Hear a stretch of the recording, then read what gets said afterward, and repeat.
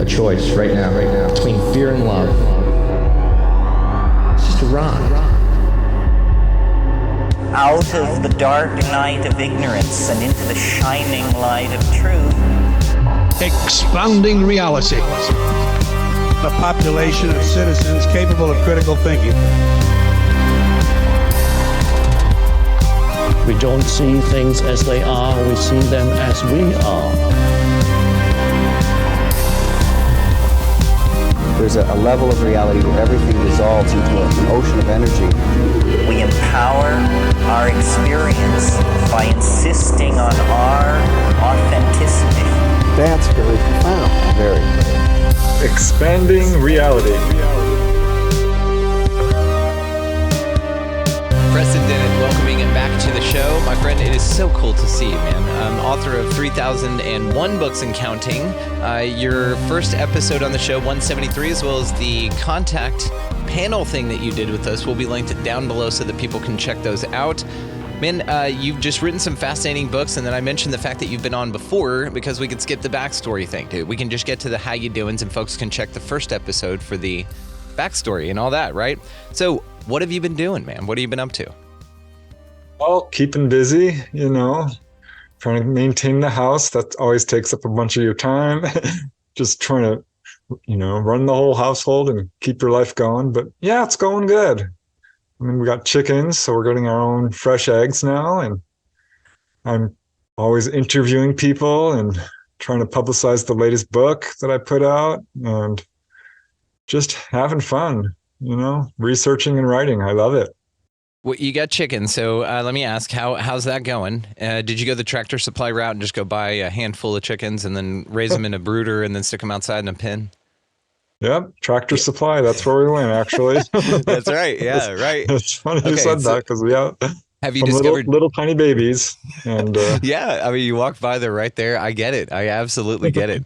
They're too cute to pass up. You can't. And so when you went in, what was your initial number where you said, this is how many we're getting? We got 6 total. We ended up keeping just 4 of them because 2 went a little wild and we're beating up on everybody and we couldn't have that. Are you in a place where you can have a rooster? Yes, we do have a rooster. Okay, you do. We call him Little Pecker. Perfect. Okay. He is a pecker for sure. Oh, absolutely. They're supposed to be. And that's what's interesting about that pecking order thing. I was going to mention, if you don't have some folks that find the issue with, and we're going to talk about UFOs, everybody. Some folks that find the issue of having chickens in that situation is all they have is hens. And so the HOA or whatever won't allow them to have a rooster for the obvious reason, the morning greeting that they have. But what will occur in an all-female environment, in hens especially, and this is where the term pecking order comes from, is because the hens will assume the role of a rooster, and then some will just gang up on another. And we've had one that got her eye pecked out. We had a one-eyed chicken running around here. We found that by integrating roosters and keeping it balanced based on the number of hens, like a couple of roosters per certain number of hens, things balance out and calm down, and they quit beating each other up because there's balance restored. There's sort of this energetic component that's missing in an all-hen environment. What do you think of that, or have you experienced that? Yeah, we absolutely noticed it right away.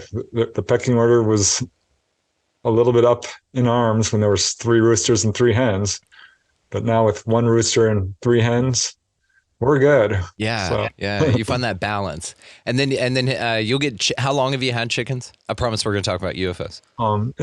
Let's see, almost a year. It's approaching a year, not quite, but we've been getting eggs now for 4 or 5 months. It's amazing. Have you hatched any yourself?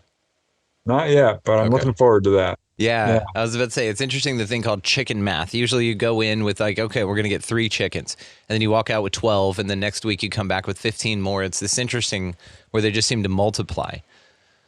And we gave them the high-end not greenhouse. We have a greenhouse, but chicken coop. The coop, yeah. Hell yeah. It gets cold here.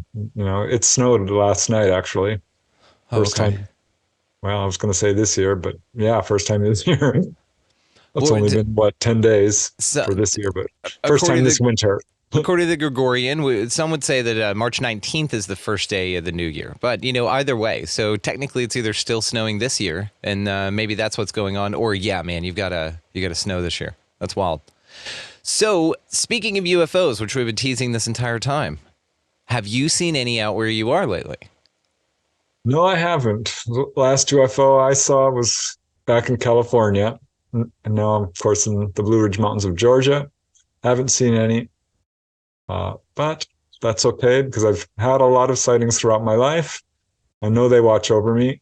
Every now and then I get good indication of that. So it's been a while, though, since I've had a really good sighting. Wow. Well, out there in the Blue Ridge, there's a little town called Mineral Bluff. Is that right? I mean, it's a small little town out there, and it's got like the darkest skies. This guy named Les Durant lives out there. Do you know him? You guys live like probably around the corner from each other. I know of him. Okay. We haven't connected personally, but certainly I've heard of him. He's out there filming UFOs. Some interesting things, man. We had him on, and he says it out there that the darkest skies, apparently, some in some amount of the country, it's just really dark skies out there. So you guys have a really great shot at seeing some UFOs. Yeah, I love it. You know, when I lived in LA or the LA area, you couldn't see only a few stars. You'd have to go out into the desert, and then of course you could. But here it's every night. You can walk out on the porch, and there's the Milky Way. It's amazing. It's awesome. Yeah, it's a beautiful thing. Not a lot of people get her. If they do, they maybe take it for granted. So just remind you that this place is kind of dope amongst all the chaos, right? So you had mentioned whenever I'd reached out to you to bring you back on for a conversation here that you wanted to talk about onboard UFO encounters. Now, it's a book that you've written, but I'm very curious to know just what made you want to write the book in the first place, and then what are some of your craziest onboard UFO encounters? Oh, I really enjoy that type of encounter. You know, all UFO encounters, I think, are undeniably interesting. A simple sighting can absolutely change a person's life. And there was no communication. It's just even a light in the sky darting around or hovering or darting off. And of course, people experience UFO landings or a face-to-face encounter or ETs come into their room. And I mean, there's all different types of encounters people can have. But when a person is taken on board a craft, I mean, all bets are off. There is no possible chance of misperception here. You're surrounded by, quote, the UFO phenomenon. I mean, you're in it. You are enveloped in it. You can feel it, hear it, taste it. All the senses are involved. So that is important because there's so much talk about, oh, you misperceived this, or, you know, could have been a reflection or this or that. That's just not true with these onboard cases. I really wanted to focus on cases where people weren't necessarily relying solely on hypnotic regression, because there's controversy surrounding that too. Not that I don't support it. I think it works used correctly. But there's absolutely some problems with it. Witnesses will tell you, certainly hypnotherapists will tell you, it's not always 100% reliable. So pretty much most of the cases I have in the book are fully conscious cases. And yeah, the onboard experience that's where it's the heart of the phenomenon. It's the core. This is where all the answers are. And I was collecting a lot of these cases and thought, you know, this would be a good theme. This would be a really cohesive theme to explore. And I think I was right because it ended up being my most popular book so far. It's my best seller. Though I have to say Symmetry is right up nipping on its heels, which is another book all about one contactee who's had fully conscious onboard experiences. But yeah, that one is dear to my heart. It came out when the pandemic struck. And you never know how a book is going to do. You know, it might completely flop or it might do well, but this one seemed to really resonate with people. Well, it's such a cool thing, and you're right. It is where the rubber meets the road, as it were, astrally for the phenomena. It's where you are in a completely different space, and I want to talk to you a little bit about the implications of that, some of the observations of that as well. But now you're talking also, you know, I mean, and maybe you've got another book planned for what they do with you when they get you on craft, if they take you somewhere, like the Thaluba Prophecy or something like Outer Worlds or something like that, Encounters, Aliens Taking You to Other Places kind of book. And it's interesting, though, then I'm curious, Preston, I've got a ton of questions, but if you don't mind, my friend, just set us up with a couple of your favorite examples. Okay, well, there's one case that I found really interesting. Involves a lady from Louisiana. Her name is Pat Cates, and she contacted me because nobody seemed to be interested in her story. She reported it to MUFON, and it just kind of sat there. And she finally found me, and of course I was interested. Her story was amazing. Yeah. She had, the typical experiences of the young kid, gray type beings coming into her room. And eventually, as an adult, these experiences continued. Once she came home, the grays, she doesn't call them that, she calls them people. And it confused me at one point, because she's like, well, the man was in my house. I'm like, well, when you say the man, what do you mean? She said, well, the grays, what you call the grays, but to me, they're just people. And I liked that because it showed how she had moved, developed in her relationship with them. It wasn't something she feared so much. But she walked into her house one day, and they were sitting there, or in the living room, and one had a tuxedo type suit on, tie, coat, the whole deal. She looked at it in absolute shock and started laughing. And, I have a few other cases like that. Whitley Strieber talked about that. And it's very rare. She had About never heard of aliens it. in tuxedos, or just Yes. formal wear Yeah. in general? Just a tuxedo or a tie or a suit, a zoot suit, you name it. What's the explanation that they give for wearing it? Well, nobody really knows for sure. Of course. But she just said, I felt like they had done that to sort of reduce the fear level. And that was kind of my theory as well. And it certainly worked because she started laughing. So she had, she was really interesting to interview. She was once on board, and she's waiting in the room on this little bench. It's a rounded room, little bench on the side. And in walk these childlike grays. She's still a little bit nervous at this point. And they walk right over to and sit right next to her. And she turns to them and says, what the heck? There's so much room in here. There's seats everywhere. I'm sitting here. Why are you sitting in my spot? And they looked at her and said, well, you're sitting in our spot. This is where we sit. So she had, a good interaction with these guys. They would communicate with her. But for me, she's trying to come to terms with all this, because it's a big deal when you're having all this. And generally speaking, people in the beginning will wonder if they're going crazy. Are they imagining this? What is going on? And she was working through that when she had this amazing experience where this is kind of a complicated story. So I'm going to just shorten it a little bit, because I'm not going to do a whole hour on just this lady's experiences, honestly. But she woke up and found herself standing next to a UFO. There was a human-looking ET next to her, some grays. It's a massive craft with a little ramp going down and people walking up and down. And there was another one a couple hundred yards away, a huge craft. And this human-looking ET, dark hair, short, blue jumpsuit, says, we need to go down to that village there and get some people. She said, okay. And she looks down at this village, and she can immediately recognize this is not the US. This looks more like Mexico or South America somewhere. It's a village with lots of short little adobe type colorful structures, but pretty big. And so they go down, they walk into a house, and they pull out the father, the mother, the son. Everyone dutifully follows them, no questions asked. She's not asking any questions. She's kind of in this slightly, I don't want to say altered state of consciousness, but a little bit different. And she's just, let's do this. And started pulling people out and bringing them up to this craft, which was 3 levels. And they did this all night, basically. And finally, this craft was filled up with, she estimates several hundred, up to 1,000 people, maybe more. And everyone was very cooperative. And she goes up to the 3rd level. She's allowed to, the others aren't. And she can see all grays, all different types of human ETs of all ethnicities. And at some point, all the activity stops, the ramp goes up, and they say, watch.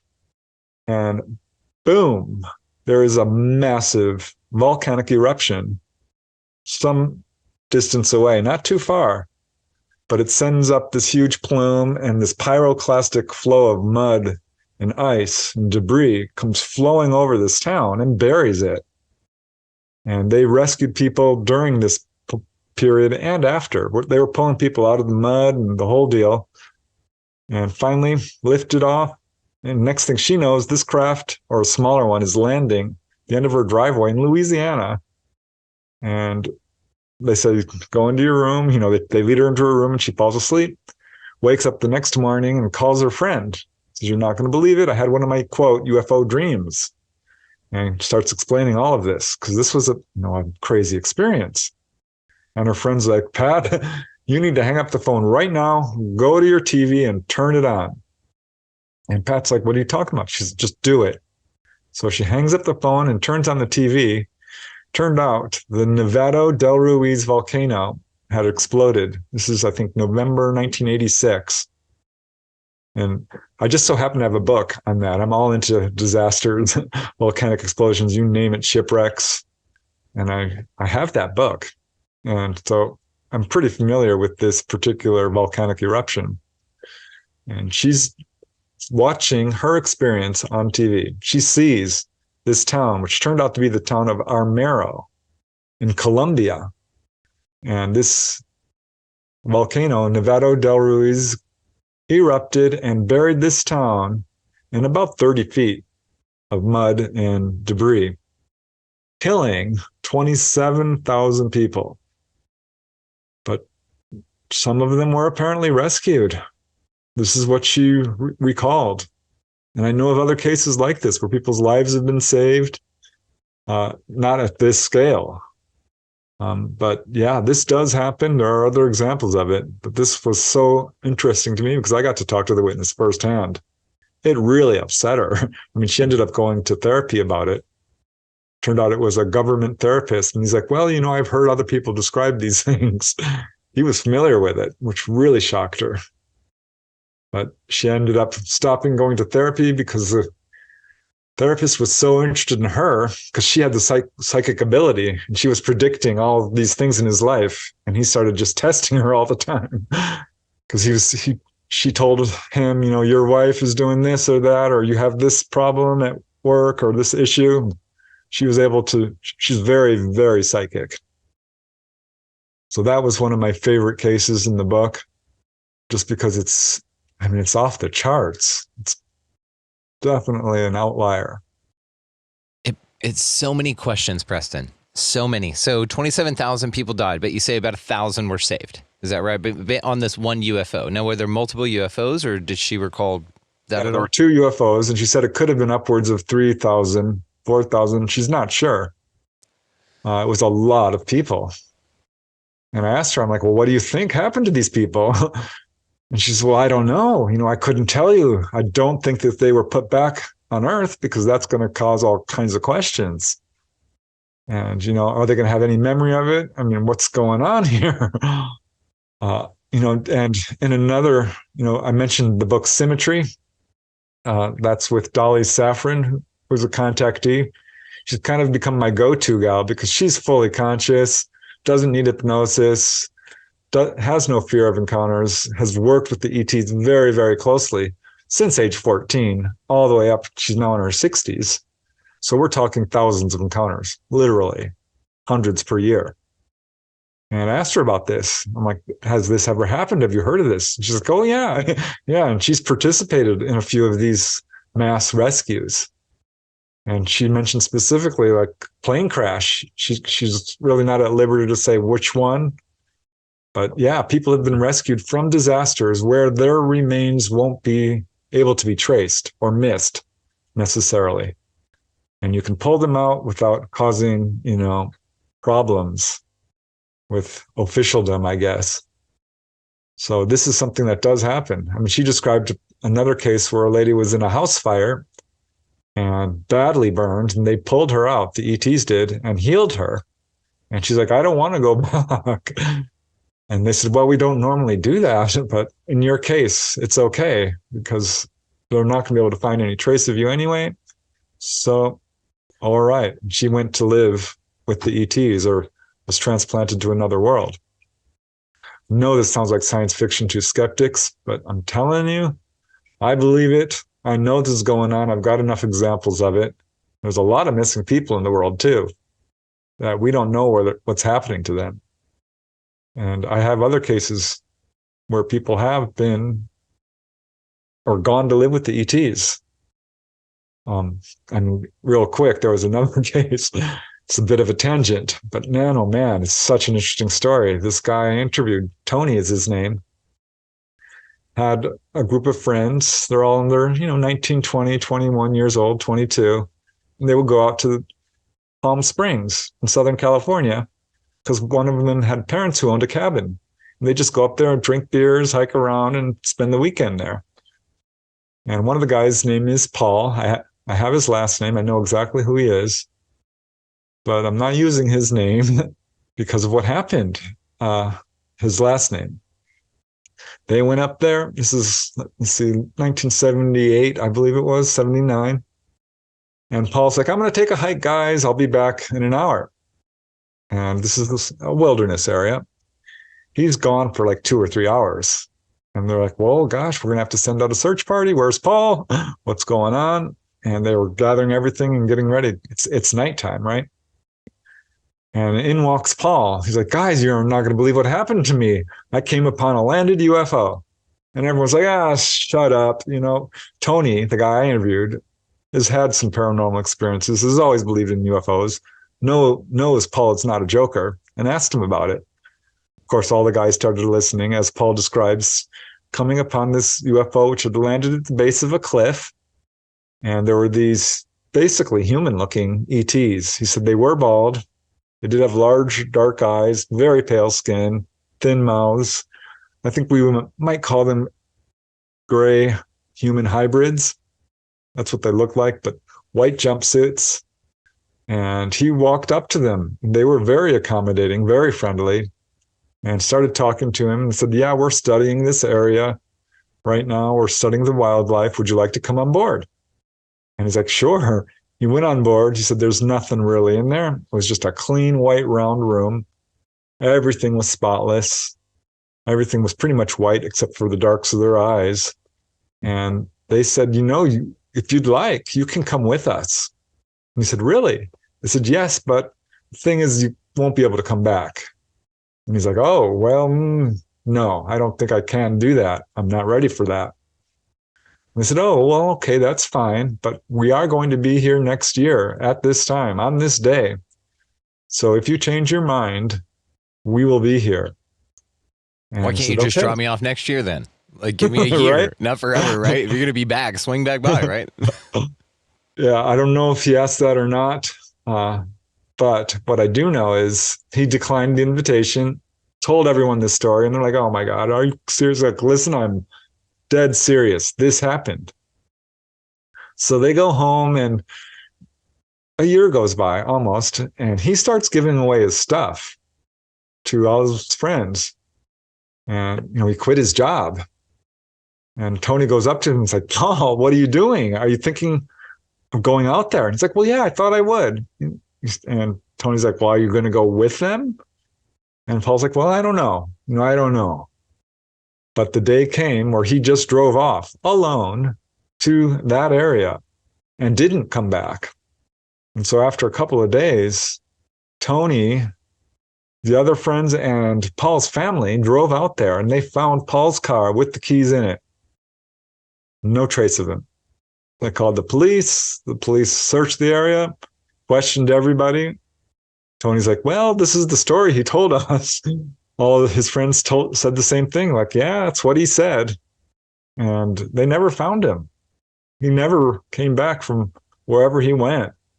So I have to believe he went to live with the ETs. I don't know, but it's not a completely unique case, but that's one I personally investigated. It's fascinating, man. You have the coolest stories, dude. I will say that.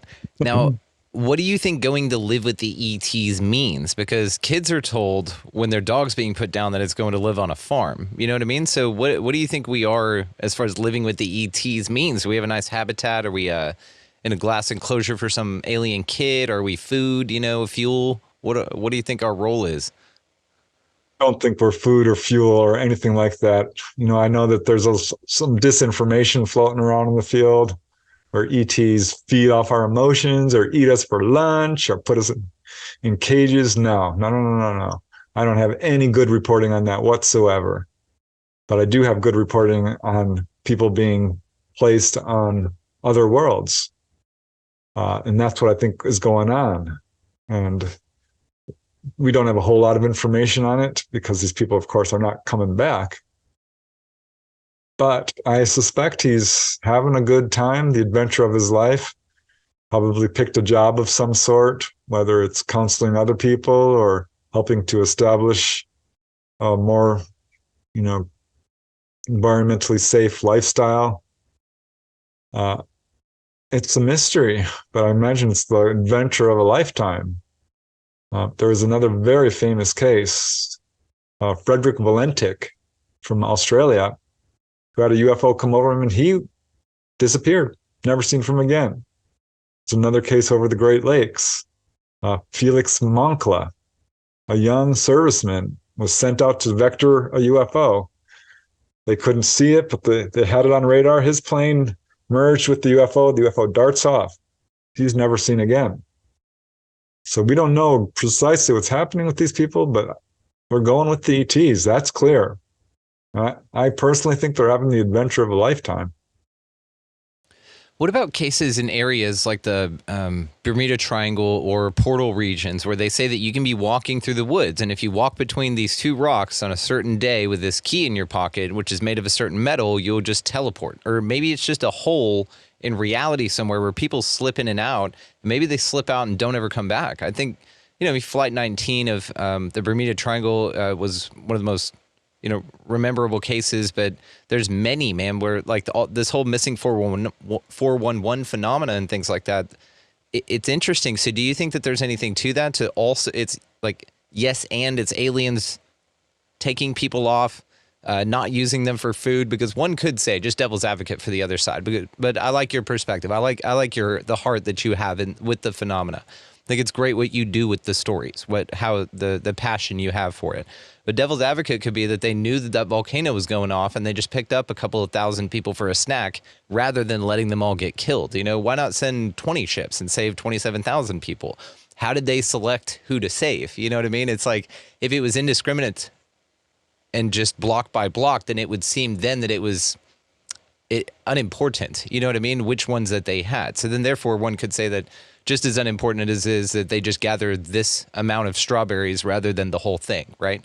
So it's just an interesting perspective that some people have on the motives of those things. But we've also, like you said, heard some fascinating stories. Now, like near-death experiences, we have people that come back and actually tell us about it. What do you think is the reason that folks don't go out on an adventure and come back and tell people firsthand? Like they just stand up, do an interview or come on the show or something and say, look, I went out on this amazing trip. They're not using us for food. I had a great time. Here's sort of what the setup is.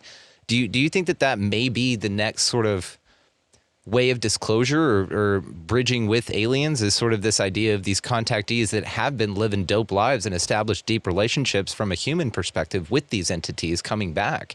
Do you think maybe that's possible? Yeah, and that's what the book Symmetry is really all about. I mean, she's been to their planet, she's spent a lot of time there. But the problem is this: people who come back and tell these stories are fighting a uphill battle in terms of the skepticism, the disbelief, and the disinformation, and the media cover-up. It's really difficult for people to come forward because this, people have lost family members over this. This can create all kinds of strife. There's some folks on our planet who don't have our best interests in mind. The folks behind the cover-up. I think they've made some terrible choices. I don't think they have our best interests in mind, but I do know that they are following and tracking contactees and wreaking havoc. I've seen it firsthand, and I know many, many examples of it. So this is why most don't talk about it. This happens far more often than I think people realize. But yeah, it absolutely is happening in large numbers. But people have learned just to keep quiet and not talk about it. There are some who have found the courage and feel like it's important that people know and will, take the steps to share their story. And some regret it, but I think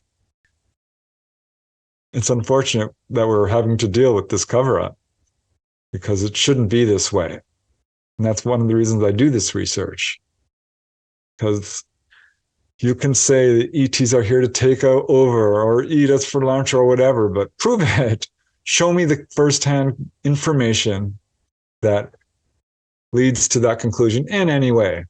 Because I can march out case after case after case after case after case that I've personally investigated, where I know exactly what happens when a person is taken on board. And it's nothing like that. It's all about healing. This is the scariest part for people, and this causes a lot of fear. They're laid out on a table, they're examined, the ETs are over them doing their thing. And people think, oh, they're experimenting on me, they're hurting me. No, they're healing you. This is one of the primary purposes, is to uphold people's DNA, because we're so poisoned. But exactly. I was the first guy to write about this in book form. I couldn't believe it. And now that's 300 plus cases. I got twice that now, just so you know. It's a beautiful book. I just sit there and pick it up and thumb through case. It's right here, usually next to me. I really appreciate it.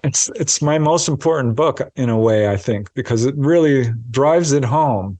You cannot deny it that this is a primary reason for onboard experiences. How many cases do you need? Because they're coming from every major researcher out there, almost without exception. I mean, for real, think this through. No, they're not here to hurt us.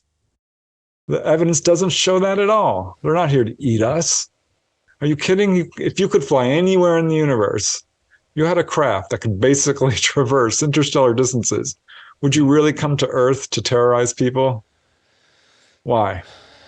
And that depends on if it's a ubiquitous motive. You know what I mean? It's not to say that all of them, right? It's just to say that maybe they have a few bad representatives, that wouldn't, like we do, right? In the US, we have representatives that we don't feel speak that is our true voice, but they're the loudest one that people put in front of the American flag. So there's just interesting correlations between motive and ubiquity. I think it's interesting to say that all of them anything, because none of all of anything's, right? Even here on Earth, we have people that eat people and do horrible things to other people. And that's not to say that all of us do that. That's just to say that it's done here. And so perhaps like you thumb through and find the most fascinating cases, man, of the most incredibly interesting cases that do uplift the fact that the phenomena has some benevolence to it. So I love the way that you look at it. But to say that all of it is anything, I think is, I wouldn't be able to do that, but you look at it much, much closer than I do. I tell you, I'm not editing people's stories. I am factually reporting them. So these are the cases I'm getting. I don't get any cases of what I would call sadistic behavior or ETs torturing people or trying to scare them. They're just not there. I know that there are some cases out there in the literature and some researchers who, I'm going to put that word in quotes, I don't think you're a researcher at all. I think you're a disinformation agent. I really do. Because the stories they're putting out don't match at all what I'm finding. Have you ever heard of a guy named, go ahead, my apologies. Yeah, I'm really concerned about it because people are actually lapping some of this stuff, right up. Fear sells for some reason. And it's not true. There's disinformation. There's a very clever, concerted, well-funded, diabolical even campaign to paint ETs in a bad light. Don't believe it. Don't believe a word our government says on this subject. You're here. You're a fool if you do, because they are lying, and we can prove it. If you want to know the truth about contact, go to the first-hand contactees. And you have to read enough stories so that you can get a consensus of what's going on here. It's all well and good to focus on a very scary story. And I get a few. I have to tell you, I talked to some people who don't like contact. They hate it. And I asked, well, what happened to you? They're like, well, I didn't ask for this. I don't feel like I asked for this. It's very scary. They pulled me up. They examined me. I was fighting them the whole way. And that's all I really remember. But I think they're evil. I'm like, well, why do you think they're evil? Well, they held me down. I'm like, they held you down. They're like, well, I couldn't move. I'm like, okay, well, that's different. Because they will do that if you are lashing out. Because I've had people who've, punched ETs and kicked them and tried to scratch them and break their arms and so forth. And if you're going to act that way, well, you're going to be held down no matter where you are. So, yeah, I think there's probably some bad ETs out there, but they're like us and confined to a planet and probably not allowed to traverse interstellar distances. Once you've overcome the political strife and the divisiveness and the immorality and all the horrible stuff that goes on our planet, the things we do to each other is horrendous. You're not going to be able to achieve interstellar distances until you achieve some level of ethical and moral stability on your planet. And you're certainly not going to be allowed to wreak havoc throughout the universe. That's why I don't think the stories that some of that we hear are true. And if it's not just my research. I would point to John Mack. I would point to Barbara Lamb. I would point to Edith Fiore. I would point to Timothy Good. These are some of the researchers who I think are doing good, honest work, because some aren't. And some are relying solely on hypnosis and have very fear-based accounts, because I think they themselves are probably a little fear-based. So you cannot be too careful when trying to discern the truth with this. You mentioned first-hand contactees, and there's a guy John Mack knew intimately, a guy named Peter Curry. Have you ever heard of his story? What do you think of Peter's encounter? He's from Australia, right? Yes, Peter? sir. Yeah. Yeah, it's certainly interesting. He was able to get some genetic or a hair of an ET and had it genetically tested, which turned out to have some really interesting results. It's been a while since I have his book. I haven't read it in quite some time. I do remember he had an intimate encounter with one of these ETs. You could say which that. does certainly turn up. Yeah, I mean, his is one of many, many stories. I think if it were just one person saying one thing, that's all well and good. But it's when you have hundreds of people, and that's what I mean by getting a consensus.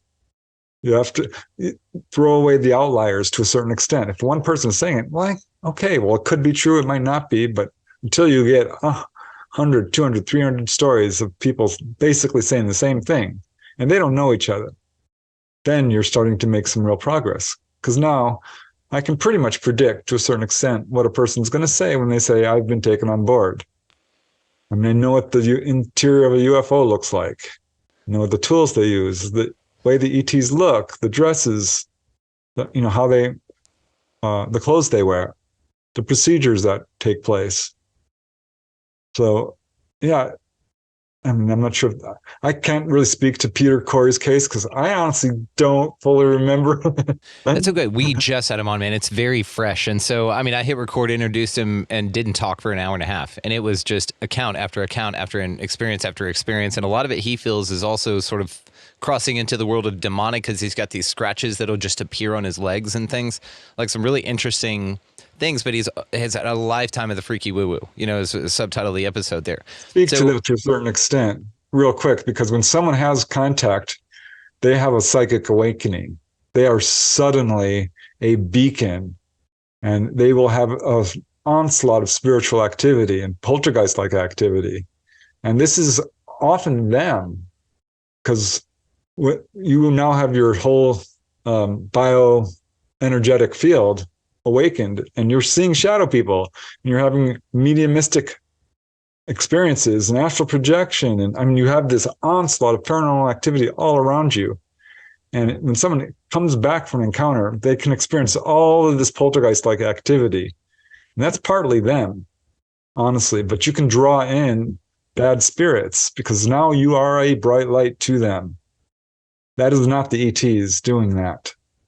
These are demonic spirits are real. I've investigated demonic hauntings. That's a real thing, but ETs are not demonic. In my professional opinion, having studied hundreds of accounts, it's a completely separate phenomenon. It's 100% real. It follows a very set pattern, a demonic haunting, which can lead to possession. And I've got 3 or 4 personal cases of that. I know it's real. People who, I know, love and trust. I mean, one was, my sister-in-law's brother, who had an honest-to-God demonic attack. So yeah, it's real, but it's not ET. Do you think some demons can pose as ET and go through the whole rigmarole? It's sort of like Jinn, they can just materialize anything, so they could then come up with their own sort of demonic UFO and have this whole experience that the passenger feels like they're encountering an extraterrestrial experience, but it would just be like, I don't know, somebody posing as us and going over and doing something horrible on our behalf, wearing like a Preston Dennett mask and murdering a bunch of people, but it's not you, but it's something posing as you. Do you think that that's possible? And they can do it in a way that's very hard. Very limited extent. Okay. No, they cannot create a UFO with landing traces and implant you and heal you and all the things that is part of the UFO experience. Could they come into your room and appear as a gray? Possibly. But the demonic haunting starts usually when someone's messing around on the Ouija board or committing extreme acts of evil or inviting it in, summoning it in some way. There's all different kinds of ways to start a demonic haunting. And it will start out usually with knocking noises or cold spots or bad odors. Often we'll focus on one person in a family or a group, usually the most vulnerable person with perhaps a mental, fragility in some way, mental illness perhaps, or just emotional problems, or even someone who's of delicate health, or the youngest, or something along those lines, the person who invited it in, a child often. And it basically infests them. And people around them think they're crazy. They're like, I haven't seen anything. What are you talking about? It's very clever. And at some point it ramps up, and that's when you get this huge outbreak where the whole family is enveloped in it. And the person is being attacked and, thrown across the room, levitated, choked, cuts on their body, bitten. And it's horrendous. And at some point, they will try to, it leads to infestation, to obsession, to possession. And like one guy I talked to had this problem, and his friend started provoking the ghost. He's like, look, here's the cold spot. Step inside of it. You can feel it. And he's playing with it. And his friend's like, Whitney is his name. Don't do that. The other guy's name was Paul Delgado. He's like, but it's cool. You should try it. It's a rush. And when he's like, don't do that. You don't know what you're playing with. Because this ghost would always manifest whenever, people tried to say, hey, there's nothing to it. And it would, bam, shut the door or something. It was a heavy duty ghost. I think it was a demonic ghost. But finally, they went to bed, and Paul's laying at the foot of the bed while Whitney's in bed. And Paul's like, it's coming at me. Can you feel it? And suddenly he was slammed to the ground, started talking in tongues, in this foreign language. And Whitney jumps up and tries to lift him up, can't lift him up. He is pinned to the ground. This is something these demonic ghosts can do. This is a haunting going to the end stage. And Whitney tries to lift him up, and Paul attacks him, scratches his face, and is basically battling him. And finally, this seizure, if you will, is over, and Paul wakes up with no memory of it. All he knows is he's crying, and he doesn't feel good at all. He's completely freaked out. He's really kind of dissociated and ill, and learned the lesson the hard way. You do not mess around with bad spirits. That's a demonic haunting. It's a different thing. It's not UFOs. There's some really fundamentalist beliefs out there that UFOs are demonic in origin. And I've picked out every book I could find on demonology. I studied all the works of, Ed and Lorraine Warren and all the people who are, what do you call them? Exorcists. I looked into it, and I can tell you with pretty good certainty that this is completely separate. And I'm going to have to write about this because this is a problem. I've debated some of these guys who are like hardcore. This is demonic, and I'm like, okay, well, let's go. Let's do this. There is a biblical, by their fruits you shall know them. A quote directly from the Bible about angels and demons. And when you look at people who have a UFO encounter, what's happening to them? Are they being killed? No. They are being psychically awakened. They are being healed. They have an absolute spiritual transformation. It can be a hard, long road for people. I'm not going to deny that it's not scary, especially in the beginning. But it's not demonic. It's not. This is my assessment, and I'm willing to debate it with people because I think I have the ammunition. I've got the first-hand cases that speak to what the UFO experience is. If you think it's demonic, prove it. Prove it. That would be, show me your evidence. It's hard to prove anything.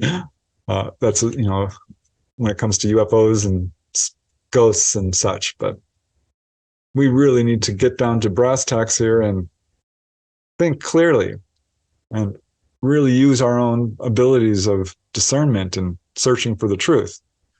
There's a big difference between belief and knowledge. And that's what I found is people who are putting forth this demonic theory are relying on belief, faith.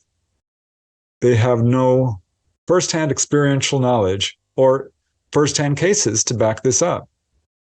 I dug through the cases of MUFON looking for people who've called to Jesus to save them from a UFO. I found a couple. I found many, many more cases that speak towards UFOs being angelic in nature as opposed to demonic. But we're getting into the realms of philosophy here, which is fine. I loved philosophy in college. I'm like, wow, this is interesting. It's the meta of all of it, man. It's the core underlining principle of all of this. Because even in the angelic, the argument on the, again, devil's advocate, other people would say, well, that's a manufacturable feeling that they saw them as angels. And I just think it's fascinating. I think the whole phenomena, I've changed so much with the way that I see this. And I know you have as a researcher as well.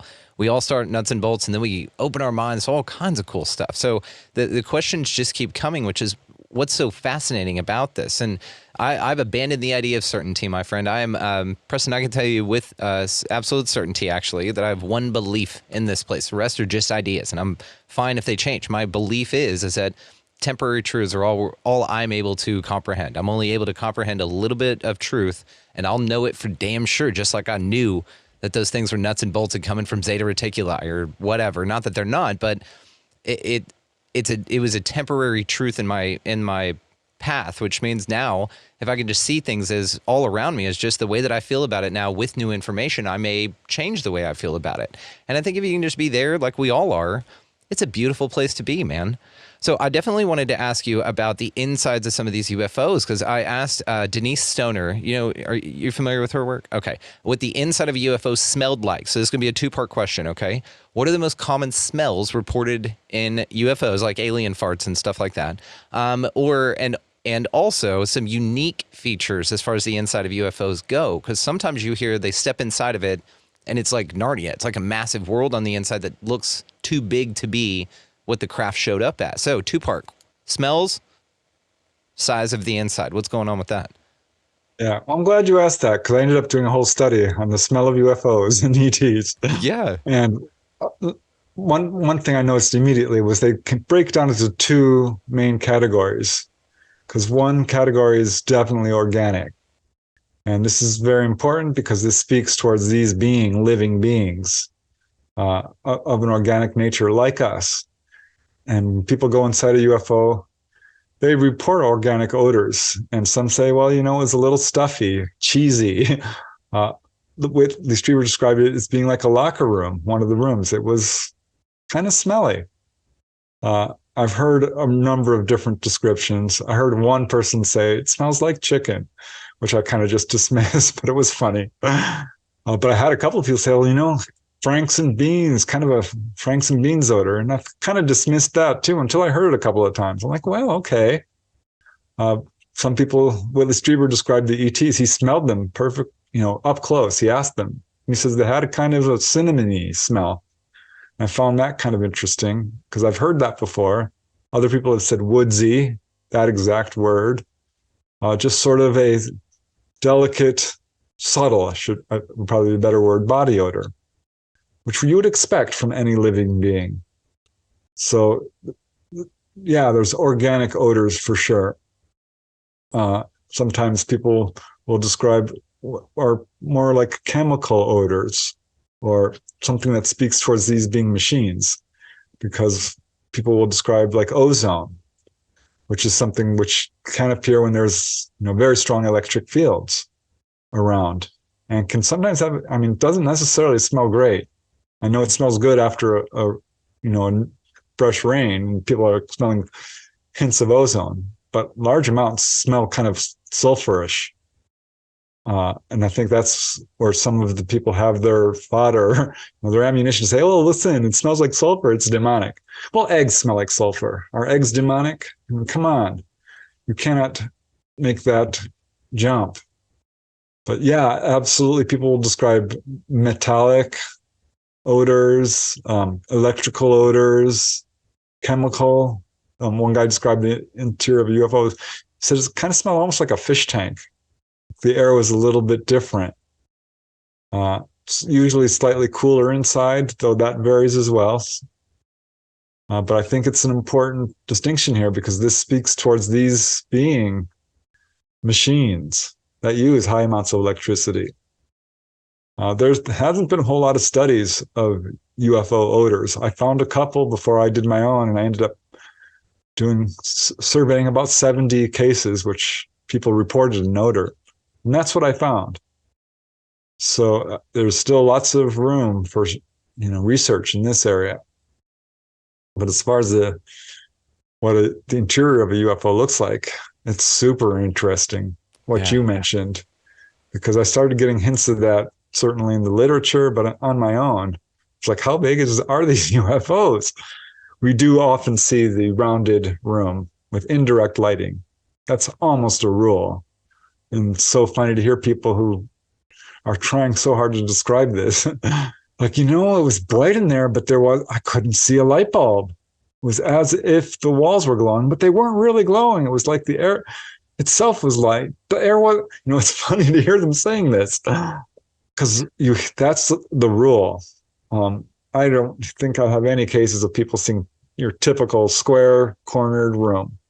I'm sure there's some out there, but the vast majority describe white walls or silver walls, dull usually, some light blue perhaps, or tan, but generally speaking, it's white, off-white, or metallic. And yeah, people will see a craft and it looks maybe 20, 30 feet across, perhaps bigger. It's hard to tell often because people don't have any frame of reference when they're seeing something perhaps up in the sky and they're being drawn up to it. And they realize it's a little bigger than they thought when they get close to it. But there's something called doorway amnesia. And the vast majority of people who are taken kind of black out for a second. They don't quite remember how they get in. It's not always true. But here's an example of a gentleman I interviewed who had a craft appear. He was basically invited on board. He had a friend who was a contactee who arranged a whole setup. And this UFO appeared while he's on a Navy ship. No one else could see it, strangely. This ship is 600 feet long. And he said this craft was quite a bit larger. And he's pulled up inside of it. And he finds himself in a room that's about 50 feet across. And he's afraid to turn around and look at the ETs. He's pretty shook up. This is a fully conscious experience. And they're communicating with him telepathically. And one of the first questions he asked is, where are you from? And they said, well, we'll show you. And he said, the room, because I asked him, he said, well, a star chart appeared. And he saw the solar system and stars leading out into the distance. And way, way off in the distance was a little red light and was blinking on and off. And I said, that's us. He's like, well, where is that? And he's like, well, you can't really explain it to you, but here's the name of it. He couldn't repeat the name. He said it had lots of consonants and it was just a word, foreign word. And I'm like, okay, well, how far away was it? He's like, well, it was off in the distance. I'm like, well, how big was this room? I asked him. He says, well, that's the thing. And he gave me this look. I interviewed him face to face. Sometimes it's telephone interviews or what have you, Skype. But I interviewed him face to face numerous times and on the phone and put him on the radio and talked to him till the day he died. And he gave me this look like, I don't know how to explain it to this guy's not going to believe me. I'm like, just tell me, how big was this room? He says, well, it started out about 50 feet. But when I asked where they came from, this room expanded to twice its size. It grew. And I'm like, really?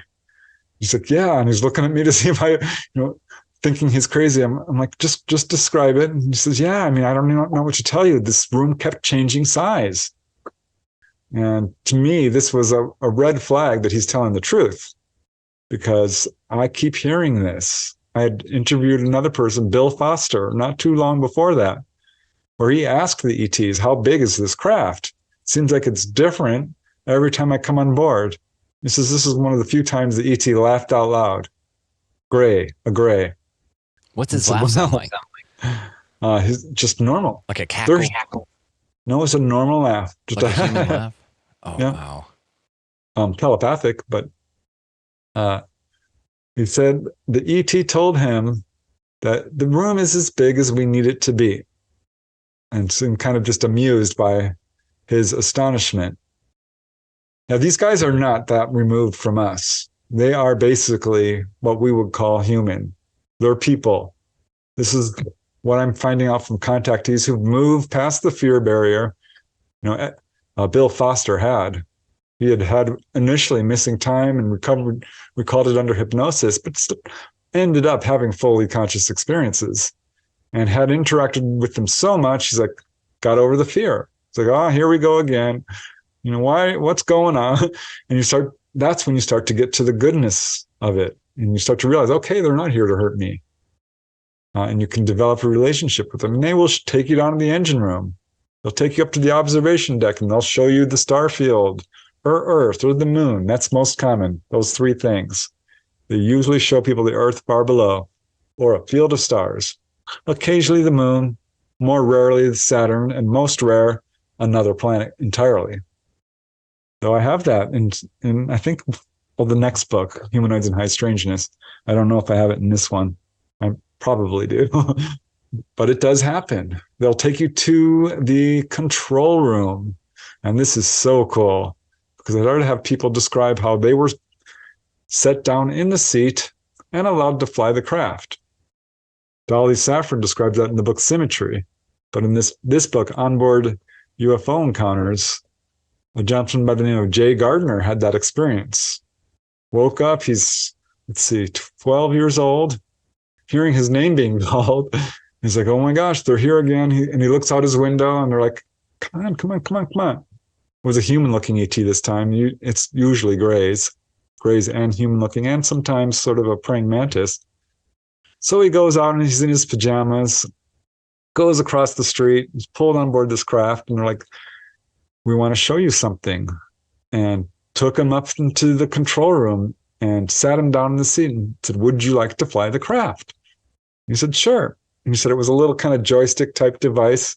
And he took it and rammed that craft right into the ground, through the ground. And you could see the soil going by on the windshield. It's like, oh no. We're like, don't worry, you're fine. Here, let us pull it out for you. You're okay, don't worry. But took him to see Saturn. And basically the message was, you need to study. You need to work on building your knowledge, because that's what's important in life. Do good at school. Take it seriously. Learn your subjects, mathematics and history and science. That was their message to him. But it's one of several examples I have where people are basically brought up to the control room and told how to fly the craft. One guy from Louisiana, Tim is his name, had that same experience. And he didn't get to sit down in the seat. He sat next to these two grays. He's like, Preston, these guys were teenagers. I'm like, what are you talking about? He says, they could barely fly the thing themselves. They were learning. They're like, oh, let's go here. Let's go there. And it's darting all around, and they're playing tag with these other UFOs. And he's standing between them, watching them do it. Another guy from England, same sort of thing. So this is, why I've come to sort of the viewpoint I have. Like, this is not nefarious. They're not trying to hurt people. They're trying to educate them, guide them, teach them. If you have a conversation with ETs, it's probably going to be along the lines of, if it's anything beyond, don't be afraid, have no fear, no harm will come to you. We're not here to hurt you. It's going to be something along the lines of, what do you want to do with your life? How can we help you? Would you like to see the craft? You need to tell people to stop putting out greed and negativity. It's destroying your planet. Tell everyone that nuclear power or nuclear bombs is the wrong pathway. Why are you polluting your forests? Why are you chopping down your forests? Why are you polluting your waters? The air you breathe is not good for you. Are you aware of this? These are the messages they give. And they're very, very, one of their main agendas is to wake people up to our own abilities. So they were very much, particularly when people are kids, we'll put them down like, let's do telekinesis exercises. Try to move that object. Levitate. Try to levitate. Let's do telepathy exercises. What do you think I'm thinking right now? They're trying to raise people's psychic abilities. And this is so much the rule among contactees. They're almost always profoundly psychic. If not before their experience, definitely afterwards. Absolutely. I mean, I've got a bunch of cases that speak to that. This is why I feel like, we don't need to fear these guys. This is good news for us. People are overlaying their own cultural values or lack thereof on the ETs. Because what do we do on this planet to each other? To people we don't know? We distrust them. We steal, we lie, we cheat. We do a lot worse than that. I don't even want to get into the horrible things we do to each other. And people are overlaying that on ETs who aren't doing that. They're not. We just expect them to because we're so horrible to each other. So it's a real battle for them to bring a person on board, and they're in a complete panic. And they're like, oh my gosh, why is this person acting the way they're almost psychotic in their fear? And that's true. When a person's in a complete state of panic, they're not a good observer. They are out of control in their own behavior. Sorry, I'm getting a little bit of a rant here because it's just an important point. I can't stand it when people say, they're here to hurt us. They're demonic. They're evil. No. What is your favorite onboard encounter that you've heard about that is just one of the wildest ones, one of the most bizarre, that sort of goes against the grain as far as the common story that you've heard?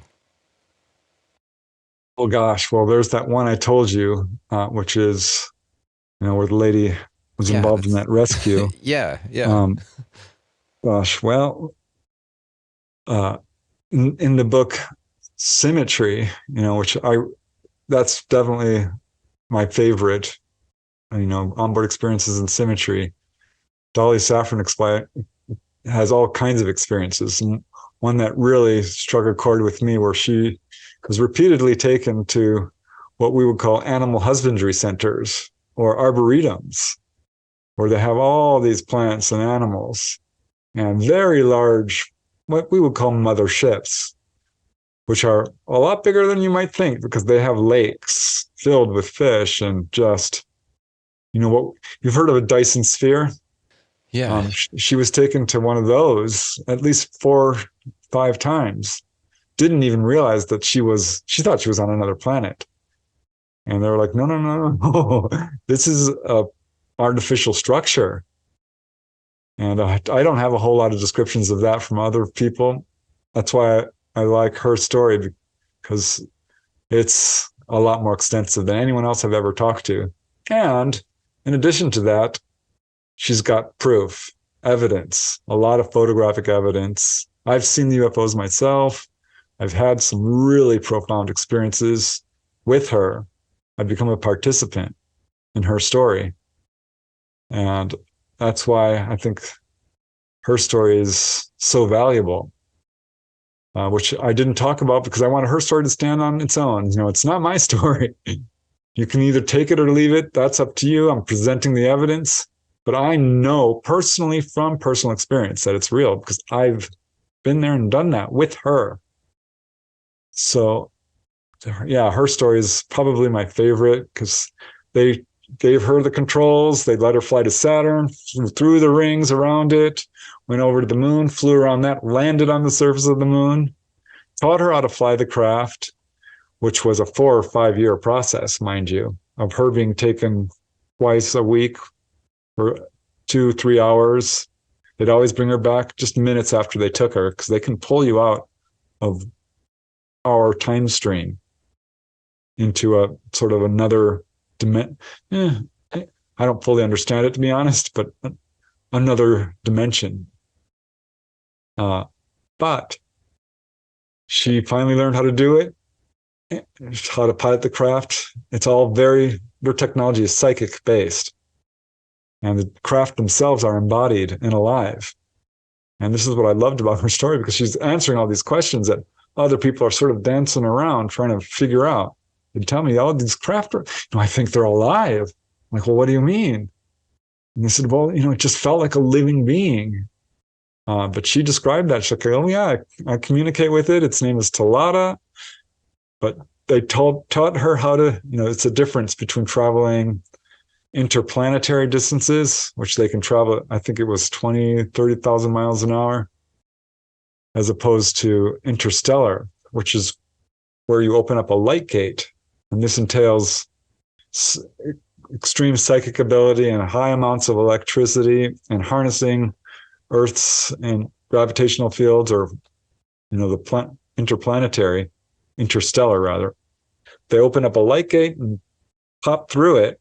And then she was able to do that, piloting the craft for the first time, and went to a giant, planet, a gas giant, all purple and blues. I could talk about her experiences for a long time because that's fascinating, amazing. One that was, if I could, this is so weird because once I asked her, I was doing this study of people who, Betty Andreasen, if you've heard of her, yep, is a well-known contactee who describes seeing the ETs come down, and they shrunk this guy into a tiny little 2-foot figure and took him on board a UFO that was tiny. She's like, what the heck was that? And I'm like, oh, we call that deopulating. Okay, I looked up that word. It's not an English word, but that's what they call it. And because I have other cases where people come back or go on board a UFO and they were shrunk or even larger. One guy I talked to was like, I'm so glad you're talking about this because I came back from my encounter 3 inches taller. I'm like, you got to be kidding. It's like, no. And it kept happening. And I'd come back a little bit shorter and they're doing something to me. Well, this is what I thought about when you told the man that the room doubled, or it was as big as we need it to be. Because if the room's as big as it needs to be, all they need to do is change your perception of it. And a couple of ways to do that would be to shrink you. So if what you're talking about is true, then maybe this is the case of these people who talk about that the insides are much larger appearing than they thought it would be on the outside. And it's because they got shrunk when they went in there. Maybe that transition process is of a shrinking. You think of those cases of the really small. There's a great case in Japan. Damn it. What's that Japan case called in the 70s?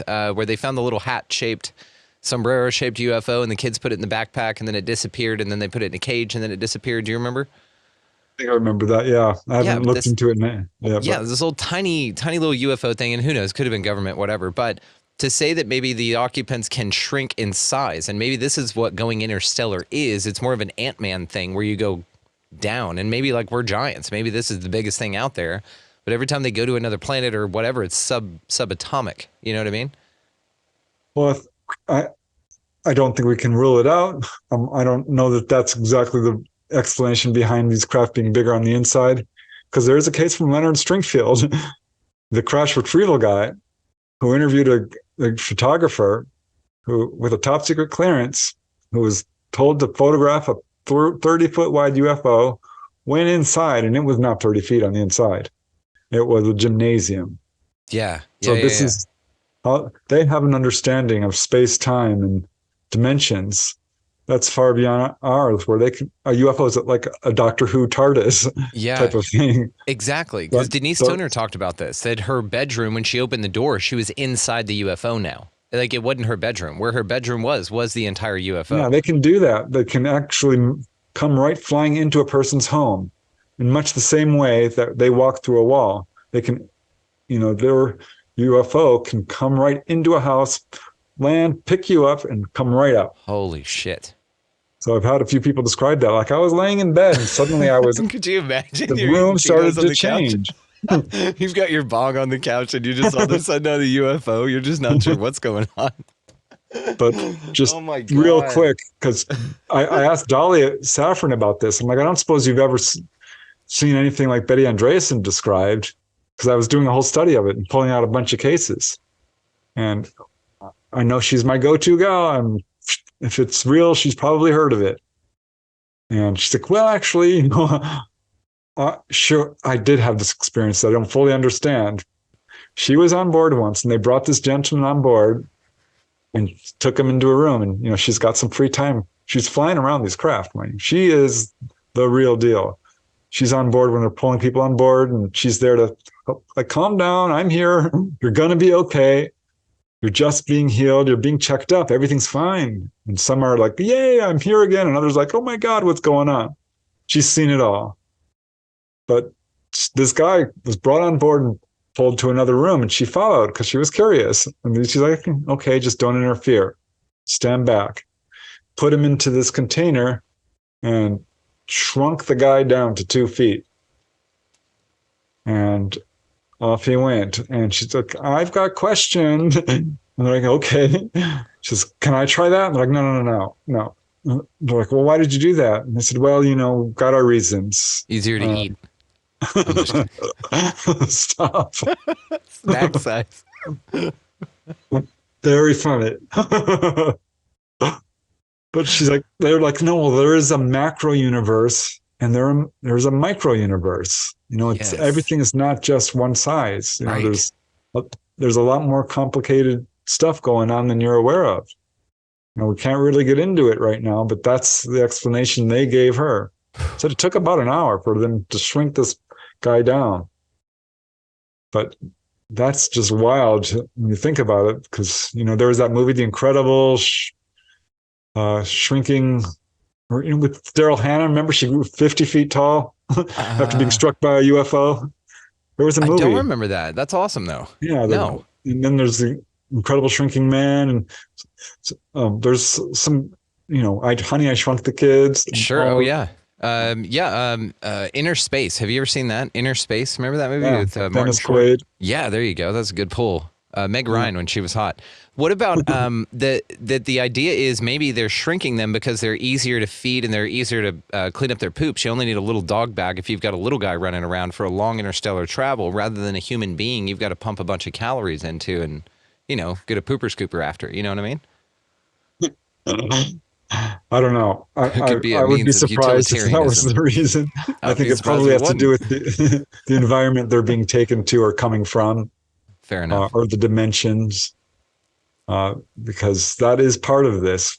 Going on board a UFO is in some ways akin to having a near-death experience, because you are traveling interdimensionally, and ETs are doing all this stuff that we consider, technological, like they're levitating and they're walking through walls. Some of this is psychic, because if you look at the history of psychic abilities on this planet with people like yogis and monks and the saints, we have the ability to levitate. I wrote a whole book, Human Levitation, and that ties into this. There are people who've been reported to walk through walls, who can do apports, who can do all the things that we see the ETs doing. And we're labeling it as, interdimensional or technological, when really they're just people like us. And that is another message so many of the ETs give to contactees is you are us, we are you, we are one. You are just like us. You were us in a past life. We are all share a common heritage. That's what the ETs keep telling people over and over. We all have genetics. We're all humanoids of some form. And if you look at the diversity on this planet between regular humans, and it's all just one race, we've got different ancestries, but we're one race. You've got tiny little people, 3 feet, 4 feet tall, all the way up to people who are 7 or 8 foot tall. And every variation of skin color and eye shape and nose and ears and everything is completely different. You could stick a gray in there and there would be no real difference in terms of the variation. It would be the same type of variation we see on this planet. And that's what we're seeing throughout the universe. The humanoids of all different kinds. They're not alien. They are people. And I think we're struggling with semantics to try to describe all this because we love labels, we love names. If we can give something a name, well, now we understand it. To a certain degree, I think it's helpful, but it can also be limiting and misleading. And there's, I think it's just important that people understand that we're not that far removed from the ETs. They're much more like us than they are different. I think that would be the point I'm trying to make. So interesting, man. Again, your philosophy on this, the look you've had at it, the cases that you come up with. So we're going to end it here, my friend, but all the ways to find you as well as the previous episodes and conversations you've had on the show will be located down below. Healing Power of UFOs. I'm going to go ahead and link this one. It's one that I have here in-house, just pick up constantly, as well as this one here, because I found this at a bookshop, and I was very excited to get this. I wanted to ask you about this cover guy. Do you think that perhaps all the beings at a high level are mantis because they're reported as that, and this is the form that they show us because it's the best they can do to sort of morph into something human-ish, to sort of to buffer the gap between our mental ability to accept them as mantis beings? Maybe they show people some mantises, but not everybody, and they seem grays. The typical gray seems pretty mantis-like. If a mantis was trying to be a human, it would seem like that would be the form it would take.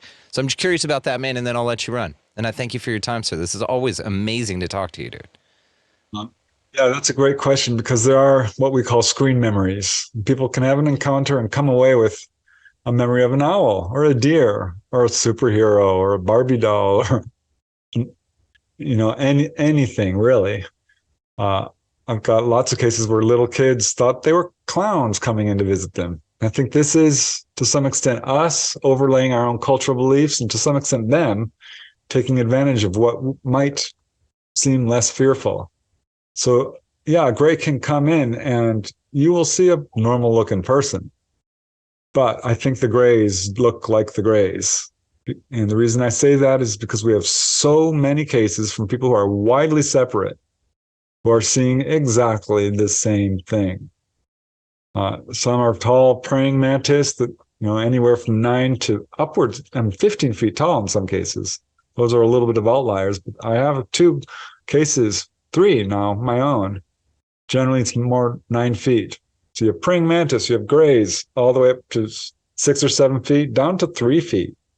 But you have little blue beings with flat faces and tiny eyes, and you have all whites who look very human, except they're very slender and their hair is very thin and their eyes are quite large and bluish. And I think these are their real appearances.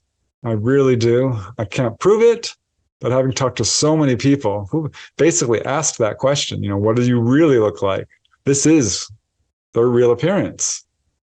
Now, it's also a bit of a trick question because, this is our true appearance, right? Well, no, not necessarily. If you go out of body and you are out there for long enough, you turn into a light being. I've experienced this myself. So our true appearance is a little different. All of us are entities made of basically light. And we are just dialing out our genetics in different ways depending on the environment we're in. So I think to some extent, yeah, that's true. They do put on a certain appearance, but I think that's temporary. And I think the grays are the grays as we see them, with all the variations of color from gray to off-white to bone white to yellow, green, very rare, blue more common, pink certainly. And the praying mantis are usually greenish to gray to brown to white. Human looking, absolute human looking, just like you. Long hair. They wish. Broad shoulders, quite muscular, but genetically, pretty free of any defects. But all skin types, certainly. Because people are like, oh, Nordics, that's racist. I'm like, well, I don't call them Nordics because that's not accurate. I've got many cases where people look Mesoamerican. One guy said, he looked kind of Iranian to me. I'm like, really? Asian, too. Yeah, absolutely. Asian's a very common one. Yeah, like spot on Asian, too. Not even like, a little bit different than Asian. People are like, no, straight up Asian. Like, not elongated, long face, whatever. Yeah. Human looking. It's very cool. And it raises all kinds of questions about who we are. And I don't think we evolved here on this planet, because that's what the ETs are telling people. Like, no, you did not come from here. At one point, you actually lived on Mars, just so you know. I've got 3 or 4 solid contactee cases where that's what the ETs told them. So, lots to learn. We live in a wide, infinite universe. We're immortal beings with unbelievable abilities that we're only beginning to tap into and understand. And what a great gift it is to be a part of this universe. And it's an unbelievable gift. We should all embrace it.